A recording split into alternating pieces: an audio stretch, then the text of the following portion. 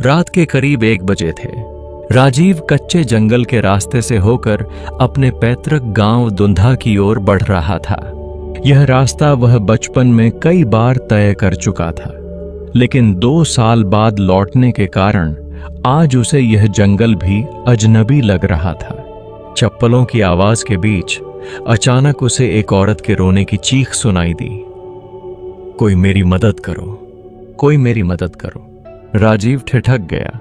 झाड़ियों के पीछे झांक कर देखा तो एक औरत एक पुराने बरगद से बंधी हुई थी। जैसे ही उसने चेहरा देखा उसके पांव कांप गए। नैना, वही नैना जिससे वह कभी बेइंतहा मोहब्बत करता था और जिसने परिवार के दबाव में किसी और से शादी कर ली थी। नैना, यह क्या हालत है तुम्हारी? किसने बांधा है तुम्हें? नैना आंसू बहाते हुए बोली, मेरे पति ने, क्योंकि मैं उसे बेटा नहीं दे पाई। 7 बेटियों के बाद भी वो यही चाहता है। राजीव ने रस्सियां खोल दी। नैना ने उसे गले से लगा लिया। काश मैंने तुमसे शादी की होती। तभी जंगल में दूर से किसी के आने की आहट हुई। कौन है वहां? नैना अचानक गायब हो गई। राजीव चौंका। तभी सामने से एक बुजुर्ग व्यक्ति आया। राजीव, तू ठीक है? बाबा हरिलाल, आप यहां? माफ कर बेटा, तुझे लेने देर हो गई। अभी तेरे साथ कौन था? राजीव ने पीछे देखा। कोई नहीं था। नैना थी, पेड़ से बंधी हुई। मैंने उसे छुड़ाया। हरिलाल का चेहरा स्याह पड़ गया। राजीव, तू सच में उसे देखा? हां बाबा, वो तो मेरी नैना थी। आजा, मैं तुझे कुछ दिखाता हूं। कुछ दूर ले जाकर बाबा ने एक पुराना सूखा पेड़ दिखाया। वहां एक सड़ी हुई लाश रस्सियों से बंधी पड़ी थी। चेहरे पर मांस नहीं था। ये क्या? ये है तेरी नैना। 3 साल पहले गांव वालों ने इसे बदचलन घोषित कर इसे पेड़ से बांध दिया था।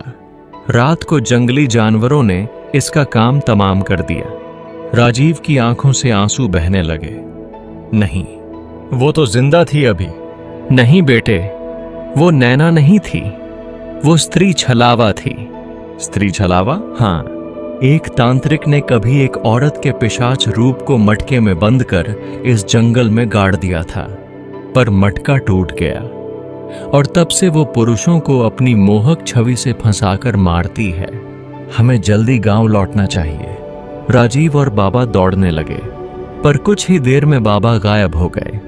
राजीव उन्हें ढूंढते हुए आगे बढ़ा। तभी एक पत्थर से टकराकर गिर पड़ा, लेकिन वह पत्थर धीरे धीरे बाबा हरिलाल में बदल गया, जिनका चेहरा अब डरावना हो गया था। मैं चाचा नहीं, मैं भी एक लावा हूं।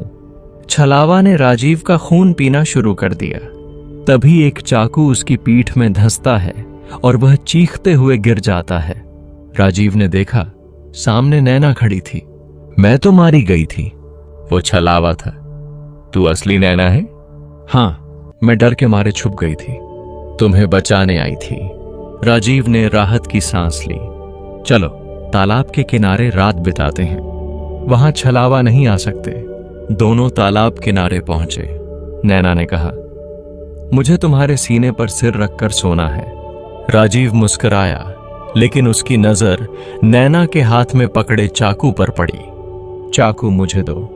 जैसे ही उसने चाकू लिया, उसने नैना के सीने में उतार दिया। बक्यों, क्यों? क्योंकि तुम भी छलावा हो। मरते समय उस पहले लावे ने मुझे कान में कहा था, असली नैना तो गांव में है, इसे मारो वरना तू मारा जाएगा। छलावा चिल्लाता हुआ धुआं बनकर उड़ गया। अगली सुबह राजीव बस्ती पहुंचा और वहां असली नैना को अपने पति के साथ हंसते हुए देखा, जैसे वो राजीव को कभी जानती ही नहीं थी।